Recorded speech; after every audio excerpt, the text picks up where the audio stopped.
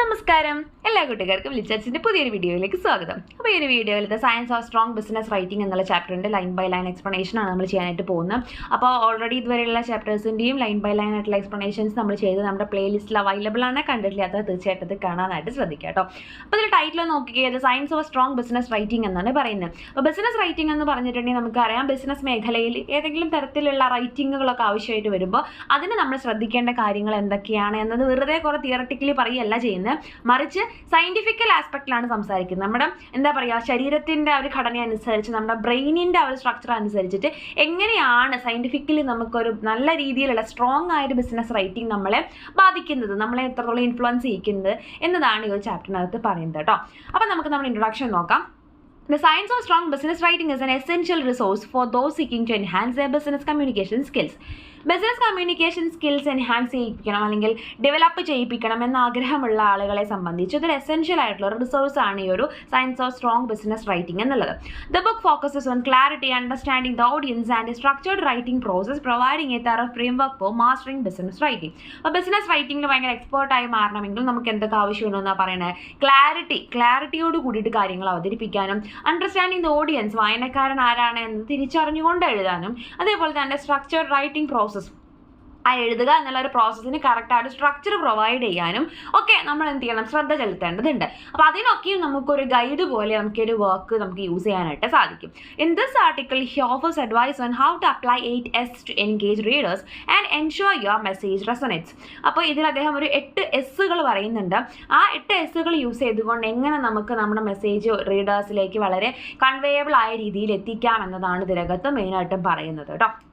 അപ്പോൾ ഇനി നമുക്ക് നമ്മുടെ ചാനലിൻ്റെ നെക്സ്റ്റ് പാർട്ട് എന്ന് പറയുന്നത് നമ്മുടെ ടെക്സ്റ്റാണ്.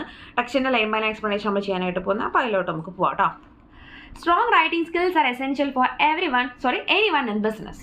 അപ്പോൾ ബിസിനസ് ഫീൽഡിലുള്ള എല്ലാവർക്കും അത്യാവശ്യമായിട്ട് വേണ്ടുന്ന ഒരു കാര്യമാണ് എന്താ, സ്ട്രോങ് റൈറ്റിംഗ് സ്കിൽസ്, നല്ല രീതിയിൽ വളരെ ശക്തമായിട്ട് എഴുതാനുള്ള കഴിവെന്ന് പറയുന്നത്.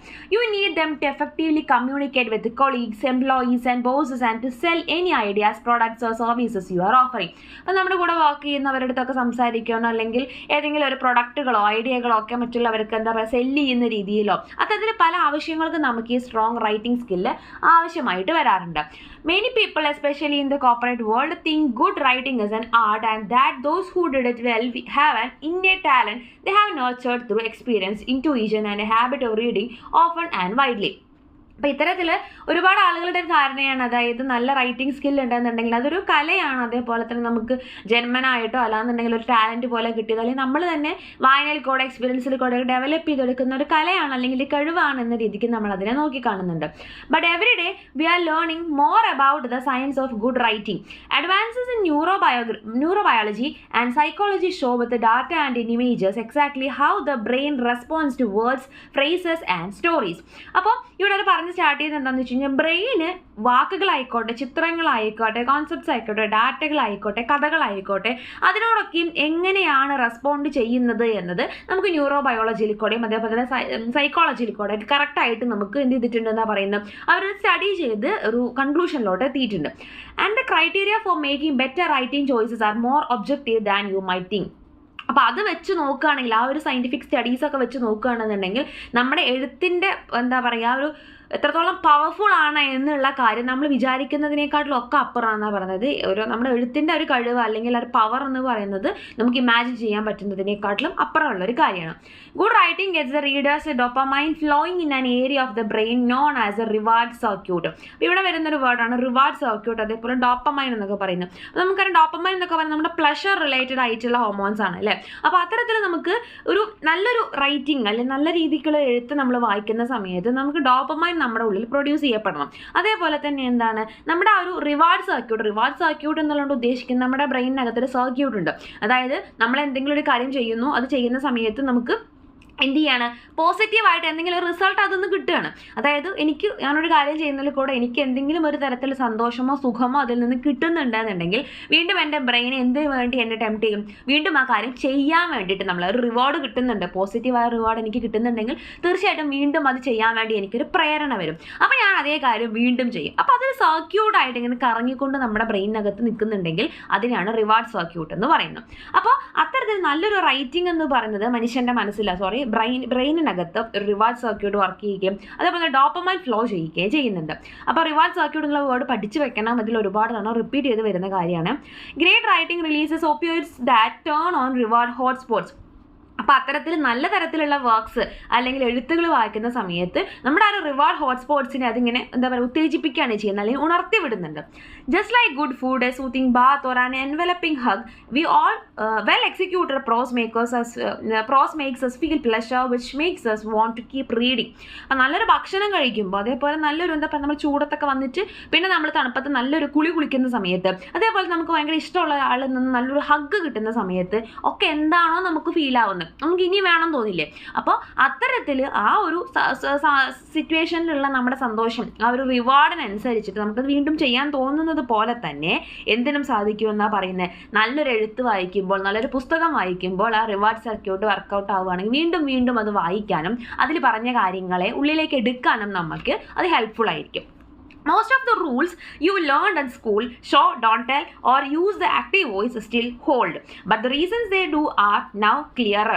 അപ്പോൾ പറയും മുന്നൊക്കെ നമ്മൾ സ്കൂളിൽ പറയില്ല, ആദ്യം എന്താ പറയുക പറയാൻ നിൽക്കരുത് ചെയ്ത് കാണിക്കണം എന്നൊക്കെ പറയില്ലേ. അപ്പോൾ അത്തരത്തിലുള്ള കാര്യങ്ങളൊക്കെ എന്തിനാണ് അങ്ങനെ പറയുന്നത് എന്നുള്ളത് നമുക്ക് കറക്റ്റായിട്ട് മനസ്സിലാവുന്നത് ഇപ്പോഴാണ്. Scientists using MRI and PET machines can literally see how reward regions clustered in the mid-brain light up when people read certain types of writing or hear it spoken aloud. അപ്പോൾ MRI PET എന്നൊക്കെ ഉദ്ദേശിക്കുന്നത് scanning ആണ്.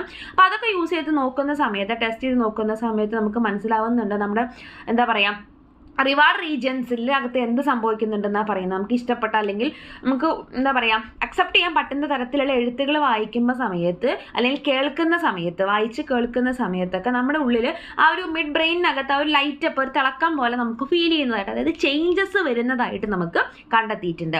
Each word, phrase or idea acts as A stimulus. ഓരോ വാക്കും ഐഡിയയും ഒക്കെ എന്താണ്, ഒരു stimulus ആണ്, നമ്മളെ ഉത്തേജിപ്പിക്കാൻ കഴിവുള്ളൊരു വസ്തുവാണ്. Causing the brain to instantly answer the stream of questions. Does this promise value? Will I like it? Can I learn from it? അപ്പോൾ അത്തരത്തിൽ നമുക്കൊരു കാര്യം കിട്ടുന്ന സമയത്ത് അത് അവിടെ നമ്മളോട് തന്നെ നമ്മൾ കുറച്ച് ചോദ്യങ്ങൾ ചോദിക്കുന്നുണ്ട്. Does this promise value? ഇപ്പോൾ ഇതിനൊരു വാല്യൂ ഉണ്ടോ, അല്ലെങ്കിൽ ഇത് പ്രോമിസ് ചെയ്യുന്ന വാല്യൂ എനിക്ക് കിട്ടുന്നുണ്ടോ? Will I like it? എനിക്കിത് ഇഷ്ടപ്പെടുന്നുണ്ടോ? Can I learn from it? ഇതിൽ നിന്നും എനിക്ക് എന്തെങ്കിലും പഠിക്കാനുണ്ടോ? അപ്പോൾ ഇത്തരത്തിലുള്ള പല ചോദ്യങ്ങൾ നമ്മുടെ ബ്രെയിനിൽ വരും. അതിന് ഏതെങ്കിലും ആൻസർ യെസ് ആണെന്നുണ്ടെങ്കിൽ നമ്മൾ എന്ത് ചെയ്യും, അവിടെ റിവാർഡ് സർക്യൂട്ട് വർക്കൗട്ട് ആവുന്നു. തീർച്ചയായിട്ടും ആ കാര്യത്തിലേക്ക് നമുക്ക് കുറച്ചുകൂടെ ഇൻഡൾജ് ആയിട്ട് നമുക്ക് അതിനെ മനസ്സിലാക്കാനും വായിക്കാനും റിപ്പീറ്റ് ചെയ്യാനും നമുക്ക് തോന്നിക്കുകയും ചെയ്യും. Ken Berridge, a pioneering Michigan psychologist and neuroscientist, notes that researchers originally believed that the reward circuit largely handles sensory cues. അപ്പോൾ ഇതൊരു റിവാർഡ് സർക്യൂട്ട് എന്താണ്, വളരെ നന്നായിട്ട് നമ്മുടെ സെൻസുകളേനെ, നമ്മുടെ പഞ്ചേന്ദ്രിയങ്ങളെ നന്നായിട്ട് ഡീൽ ചെയ്യാൻ വേണ്ടി അല്ലെങ്കിൽ എന്താ പറയുക ഹാൻഡിൽ ചെയ്യാൻ വേണ്ടിയിട്ട് യൂസ് ചെയ്യുന്നുണ്ട്. അല്ലെങ്കിൽ ഇതും നമ്മുടെ പഞ്ചേന്ദ്രിയങ്ങളും സെൻസറി ഓർഗൻസും അതേപോലത്തെ റിവാർഡ് സർക്യൂട്ടും തമ്മിൽ നല്ലൊരു കണക്ഷൻ ഉണ്ട്.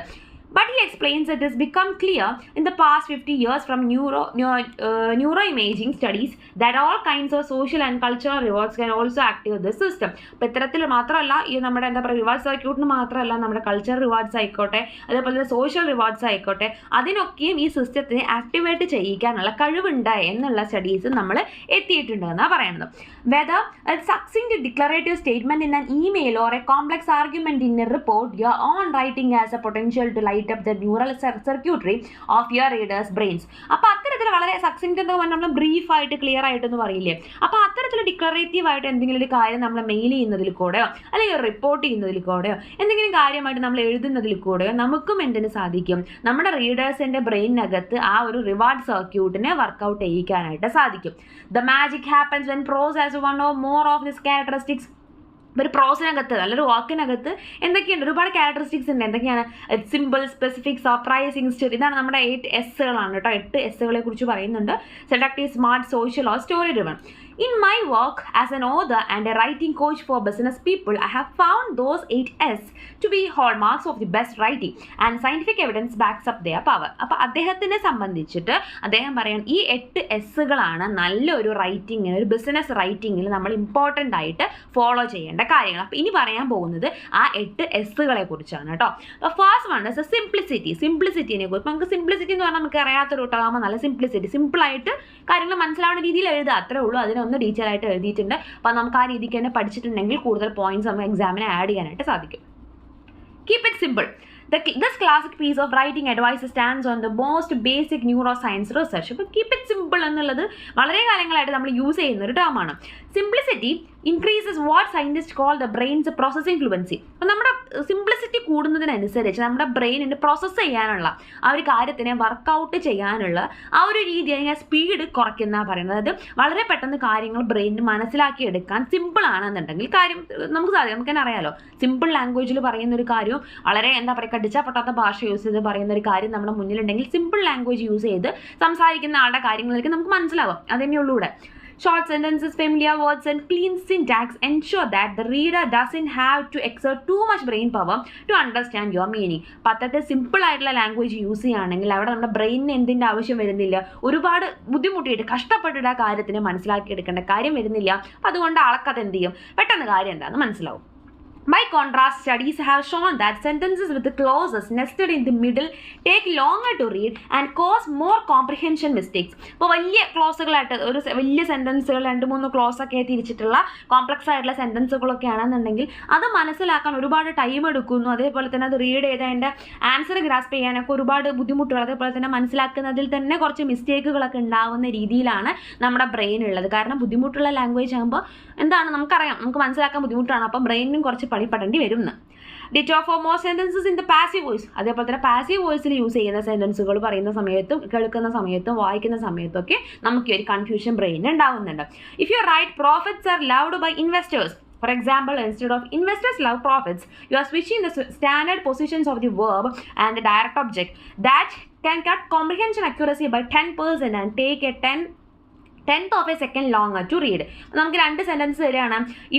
ഇൻവെസ്റ്റേഴ്സ് ലവ് പ്രോഫിറ്റ്സ്, അത് പറയുന്നത് ഒരു ആക്റ്റീവ് വോയിസ് ആണ്. അതേസമയം അതിൻ്റെ തന്നെ പാസീവ് വോയിസ് ആണ് profits are loved by investors എന്നുള്ളത്. ഇതിലേതാ നമുക്ക് ആദ്യം മനസ്സിലാവും, പെട്ടെന്ന് മനസ്സിലാവും. സ്വാഭാവികമായിട്ടും ആക്റ്റീവ് വോയിസിൽ എഴുതിയിട്ടുള്ള ഇൻവെസ്റ്റേഴ്സ് ലവ് പ്രോഫിറ്റ്സ് എന്നുള്ളതാണ്. അപ്പോൾ അതുകൊണ്ട് തന്നെ നമ്മൾ ആക്റ്റീവ് വോയിസ് ജസ്റ്റ് ഇതിനകത്ത് വലിയ വ്യത്യാസമൊന്നും വന്നിട്ടില്ല. ആ ഒരു എന്താ പറയുക, സബ്ജക്റ്റിനും വേർബിനും ഒന്ന് അങ്ങോട്ടും ഇങ്ങോട്ടും ഒബ്ജക്റ്റിനെയും ഡയറക്റ്റ് ഒബ്ജക്റ്റിനും അതേപോലെ തന്നെ വേർബിൻ്റെ ഒക്കെ പൊസിഷൻസ് ഒന്ന് അങ്ങോട്ടും ഇങ്ങോട്ടും മാറ്റി കൊടുത്തുവെന്നേ വരുന്നുള്ളൂ. പക്ഷെ ജസ്റ്റ് വേർഡ്സ് മാത്രം അങ്ങോട്ടും ഇങ്ങോട്ടും മാറിയത് കൊണ്ട് മാത്രം അവിടെ എന്ത് സംഭവിക്കുന്നു എന്നാണ് പറയുന്നത്, ഒരു 10% നമുക്ക് മനസ്സിലാക്കിയെടുക്കാനുള്ള കപ്പാസിറ്റി അവിടെ കുറഞ്ഞു വരുന്നു എന്നാണ് പറയുന്നത്.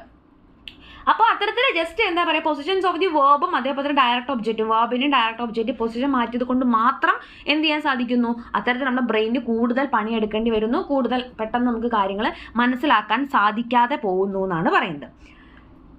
Tsuyoshi Okuhara of the University of Tokyo teamed with the colleagues to ask 400 people aged 40 to 69 to read about how to exercise for better health. Better ഹെൽത്തിന് വേണ്ടി എങ്ങനെ എക്സസൈസ് ചെയ്യണം എന്നതിനെ കുറിച്ച് ഒരു സർവേ പോലെ അല്ലെങ്കിൽ ഒരു ക്ലാസ് പോലെ എടുക്കുകയാണ്. Half the group got long winded somewhat technical material. അപ്പോൾ അതിൽ പകുതി ആളുകൾക്ക് വളരെ വലുതായിട്ടുള്ള അല്ലെങ്കിൽ എന്താ പറയുക സിമ്പിൾ അല്ലാത്ത കുറച്ച് ഡിഫിക്കൽട്ടായിട്ടുള്ള കുറച്ച് ലെങ്തി ആയിട്ടുള്ള സെക്ഷനാണ് കൊടുക്കുന്നത് വായിക്കാനായിട്ട്. The other half got and easy to read edit of the same content. മറ്റുള്ളവർക്ക് എന്താ കൊടുക്കുന്നത്, പെട്ടെന്ന് വായിച്ചാൽ മനസ്സിലാവുന്ന രീതിയിലുള്ള ടോപ്പിക്കാണ് കൊടുക്കുന്നത്. The group reading the simple version with shorter words and sentences among other things score higher on self efficacy. അപ്പോൾ ഇക്കൂട്ടത്തിൽ സിമ്പിൾ ആയിട്ടുള്ള ആ ഒരു മെറ്റീരിയൽ വായിച്ചവർക്കാണ് കൂടുതലായിട്ട് പോയിന്റ്സ് സ്കോർ ചെയ്യാനായിട്ട് സാധിച്ചത്. They expressed more confidence in succeeding. അവർ വളരെ നല്ല രീതിയിൽ സക്സീഡ് ചെയ്യുകയും ചെയ്തിട്ടുണ്ടായിരുന്നു. Even more noteworthy humans learn from experience that simple explanations are not always right but they usually are. ചിലപ്പോഴൊക്കെ നമ്മൾ വിചാരിക്കും സിമ്പിളായിട്ട് പറയുന്ന കാര്യങ്ങളൊന്നും ശരിക്കും ഇമ്പോർട്ടൻ്റ് അല്ല എന്ന് വിചാരിക്കും, പക്ഷേ അങ്ങനെയല്ല. Andrey Kolmogorov, a Russian mathematician, proved decades ago that people infer that simpler patterns yield better predictions, explanations and decisions. That means you are more persuasive when you reduce overdressed ideas to their naked state. അപ്പോൾ നമുക്ക് ഇത്തരത്തിലുള്ള over dressed ആയിട്ടുള്ള ideas നമ്മൾ ഒരുപാട് പൊലിപ്പിച്ച് പറയുക, അല്ലാന്നുണ്ടെങ്കിൽ difficult words use ചെയ്യുക, അതിൽ നിന്നൊക്കെ നമുക്ക് സിമ്പിൾ ലാംഗ്വേജ് യൂസ് ചെയ്തിട്ടുണ്ടെങ്കിൽ നമുക്ക് മനസ്സിലാവുന്നതിൻ്റെ അളവ് കുറച്ചുകൂടെ കൂടുതലായിരിക്കും. നമ്മുടെ ബ്രെയിനിന് വല്ലാതെ അവിടെ എന്ത് ചെയ്യേണ്ടി വരില്ല, പണിയെടുക്കേണ്ടതായിട്ട് വരുന്ന ഒരവസ്ഥ വരേണ്ട യാതൊരു കാര്യം അവിടെ വരുന്നില്ല എന്നാണ് പറയുന്നത്. Cutting extraneous words and using the active voice are 2 ways to keep it simple. ഇനി സിമ്പിൾ ആക്കാൻ വേണ്ടി നമുക്ക് യൂസ് ചെയ്യാവുന്ന 2 പോയിന്റ്സ് ആണ്, 2 ടിപ്സ് ആണ് പറയുന്നത്. എന്തായാലും പഠിച്ചു വെക്കുക.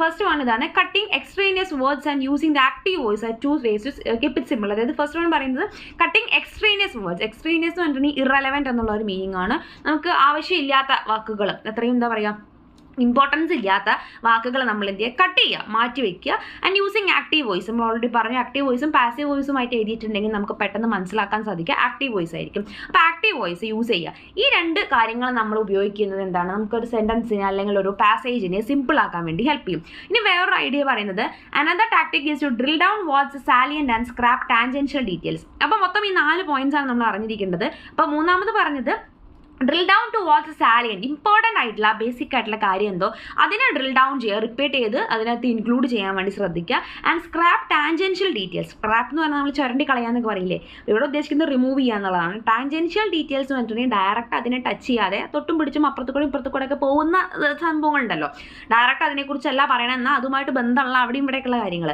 അപ്പോൾ അത്തരത്തിലുള്ള ഇമ്പോർട്ടൻ്റ് അല്ലാത്ത കാര്യങ്ങളൊക്കെ ഒഴിവാക്കുക. അപ്പോൾ 4 പോയിന്റ്സ് ആണ് പറഞ്ഞത്. ഒന്ന് എന്താണ്, ഇറലവൻ്റ് ആയിട്ടുള്ള വേർഡ്സ് യൂസ് ചെയ്യുക. 2 ആക്റ്റീവ് വോയിസ് യൂസ് ചെയ്യുക. അതേപോലെ തന്നെ ഡ്രിൽ ഡൗൺ ചെയ്യുക, എന്താണ് ഇമ്പോർട്ടൻ്റ് ആയിട്ടുള്ളത് അതിനെ. പിന്നെ ടാൻജൻഷ്യൽ ആയിട്ടുള്ള അനാവശ്യമായിട്ടുള്ള അവിടെ ഇവിടെ തൊടാതെ പോയിട്ടുള്ള ഡീറ്റെയിൽസിനൊക്കെ നമ്മൾ എന്ത് ചെയ്യുക, സ്ക്രാപ്പ് ഡൗൺ ചെയ്യുക, മാറ്റി കൊടുക്കുക. Let us say you have researched crossover markets and are recommending options in a memo to senior leaders. Instead of sharing very pro and con for each market, that is taking the exhaustive approach, maybe pitch just the top 2 prospects and identify their principal pluses and minuses. എന്തെങ്കിലും ഒരു business purpose ആയിട്ട് എന്തെങ്കിലും കുറിച്ച് സംസാരിക്കുകയാണെങ്കിൽ അതിൻ്റെ എല്ലാ കാര്യങ്ങളെക്കുറിച്ചും മൈന്യൂട്ടായിട്ട് ഓരോ കാര്യങ്ങളെക്കുറിച്ചും സംസാരിക്കാതെ ഏറ്റവും ടോപ്പായിട്ട് നിൽക്കുന്ന പ്രോസിനെയും കോൺസിനെയും അല്ലെങ്കിൽ അതിൻ്റെ പ്ലസസും മൈനസും സംസാരിച്ചിട്ട് കാര്യങ്ങൾ ക്ലിയർ ആക്കി കൊടുക്കുകയായിരിക്കും കൂടുതൽ സിമ്പിൾ ആയിട്ടുള്ളൊരു മെത്തേഡ്. ഇനി അടുത്ത എസ് നമുക്ക് പഠിക്കാനുള്ളത് സ്പെസിഫിസിറ്റിയാണ്. അപ്പോൾ എന്താണ് സ്പെസിഫിസിറ്റി? അപ്പോൾ നമ്മൾ എന്തൊരു കാര്യം പറയുമ്പോൾ വളരെ സ്പെസിഫിക് ആയിട്ട് എന്തിനെക്കുറിച്ചാണോ പറയുന്നത് എന്ന് ആളുകൾക്ക് മനസ്സിലാക്കി കൊടുക്കുന്ന രീതിയാണ് സ്പെസിഫിസിറ്റി എന്ന് പറയാം. അപ്പോൾ നമ്മൾ ജസ്റ്റ് ഞാൻ പറയുകയാണ് ഇറ്റ്സ് എ ഫ്ലവർ എന്ന് പറയുന്നത് ഒരു പൂവാണെന്ന് ഞാൻ പറയുകയാണ്. അപ്പോൾ നിങ്ങൾ കേൾക്കുന്ന ഓരോരുത്തരുടെ മനസ്സിലും ഓരോ പൂവായിരിക്കും വരുന്നുണ്ടാവുക തീർച്ചയായിട്ടും. അതേസമയം ഞാൻ പറയുന്നത് ഇറ്റ്സ് എ റെഡ് റോസ് എന്ന് പറയുകയാണെങ്കിൽ തീർച്ചയായിട്ടും ഇത് കേൾക്കുന്ന ഓരോരുത്തരെയും മനസ്സിൽ ഒരൊറ്റ പൂവേ വരുള്ളൂ, അതെന്താണ്, റെഡ് റോസ് ആണ്.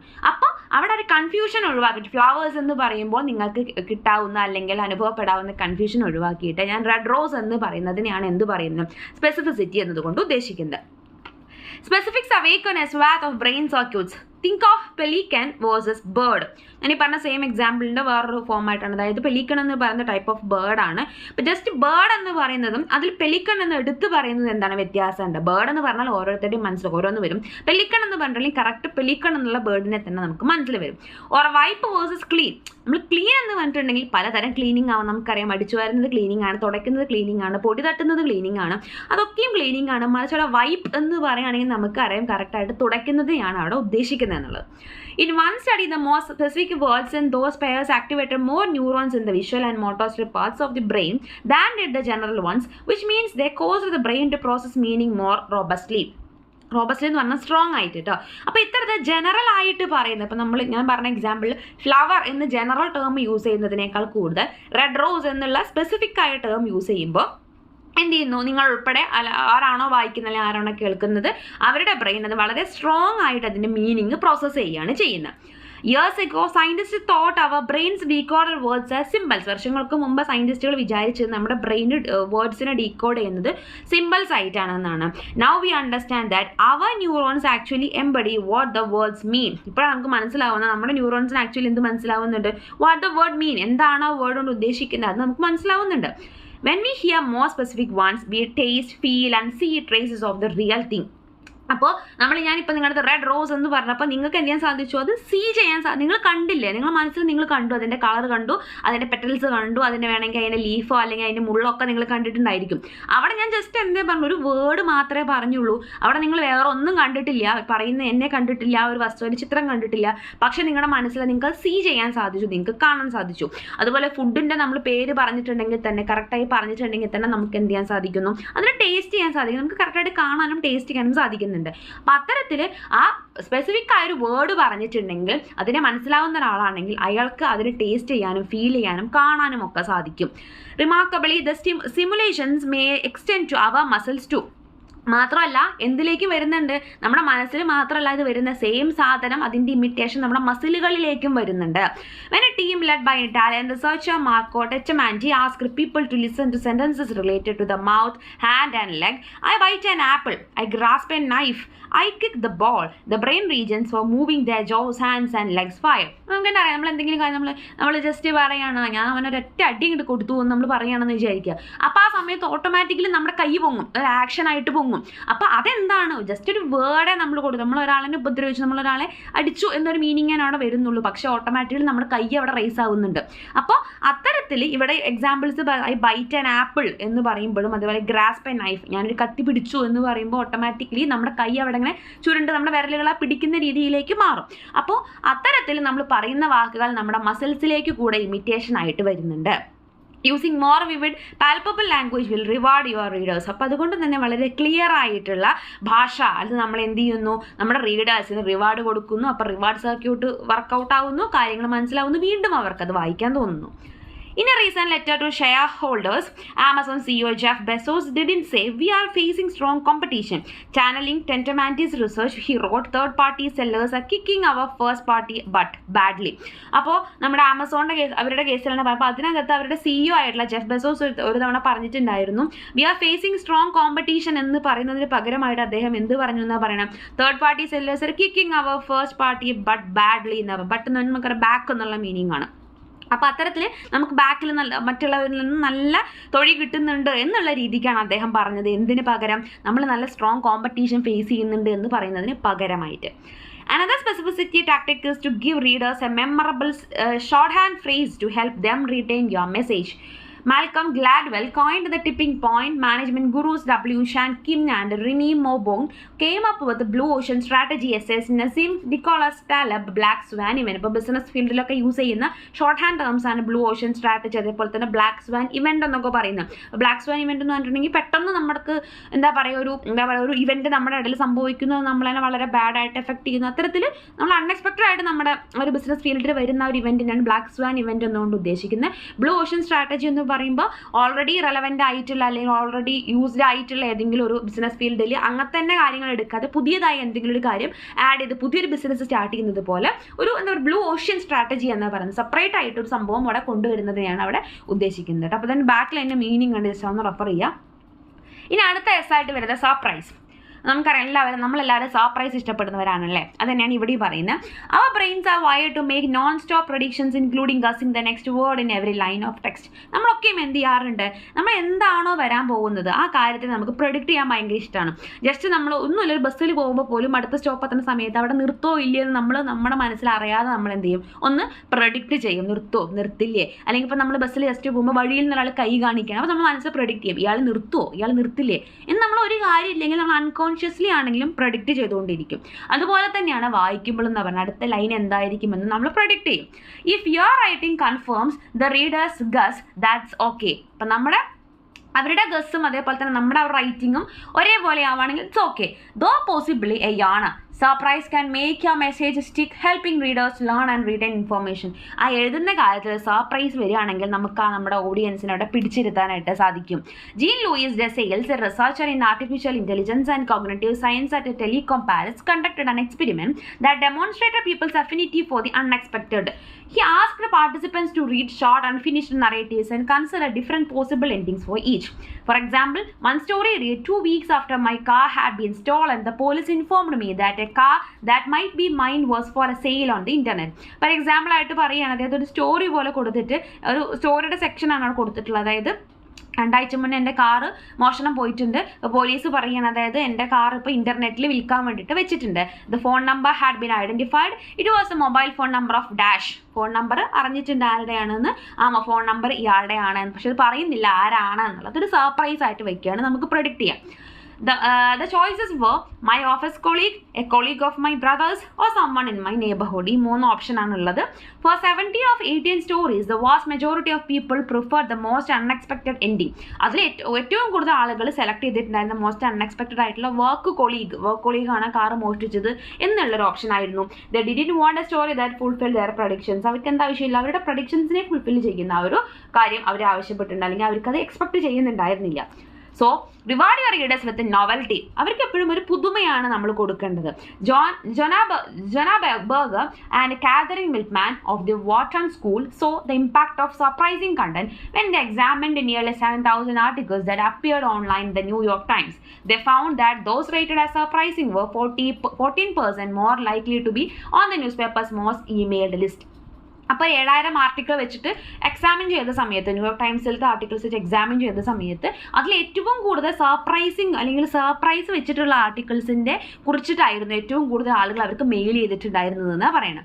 Readers appreciate unusual word play to.